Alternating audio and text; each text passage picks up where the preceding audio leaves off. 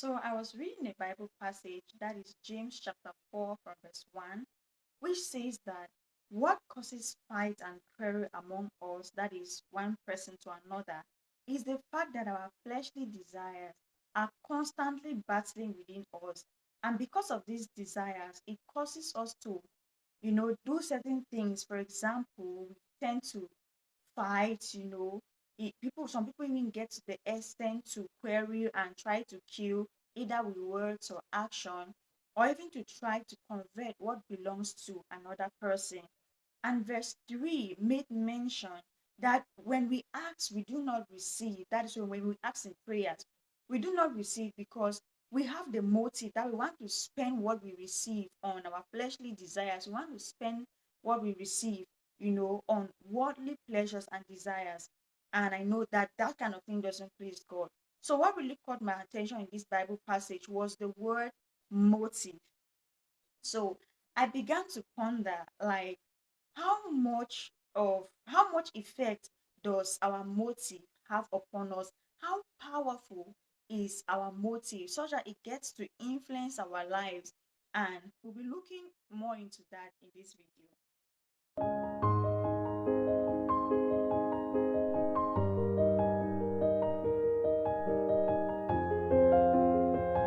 Hello guys, you're welcome back to my channel. Thank you so much for clicking in. So guys, today we'll be talking about motives, what a motive is, and how it really gets to affect our lives. Motive, in simple term, is the reason or the drive that causes us to do certain things. As simple or as innocent as this word sound, it has so much power that it can control our lives either positively or negatively, depending on how you and I decide to use it. The kind of motive that we have gets to influence the way that we think. Like, say for example, if you have always negative motive, reason why you want to do something, it makes your mind to always think, in the negative sense. And but if you have a positive motive in anything you do, you want to act in a way that you see your mind will always be geared towards, positive things. Our kind of motives, gives either a true or a false image about people, about other people. So if you have a good or a positive motive, you see that you always think positively about other people and vice versa. Another thing about negative motives is that it stops when it doesn't achieve its selfish desires. And you can identify someone who has a negative motive from their actions. For example, they become aggressive or they actually totally change from who you thought they were.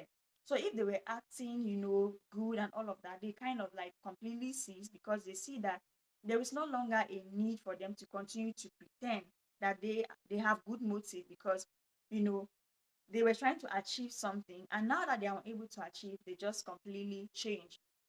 On the other hand, someone who has a positive motive actually strives even in challenging situations because the reason why they are doing this or that was for a good purpose. So even if challenges has to come, there is still that inner drive, there's still that inner push that gives them the ability to keep going on. I think it would really be a good practice that next time before we take an action to do this or that, we should try and examine our motives why we are doing that thing, and possibly you might have a one-on-one conversation with yourself, or if you have some other person, you can try to genuinely ask that person, or tell the person that, okay, this is the reason why I want to do this thing, can you help me evaluate if my motive for doing this thing is right? And I believe if that person is sincere, they're going to really help you.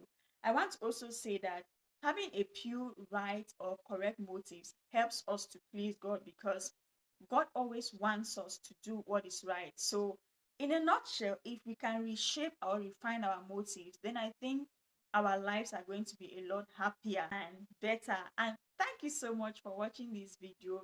Please like, share, and comment below on motives. What you've learned from this video, or what you think, your own personal experience about motives. And until next time, I'll see you in my next video.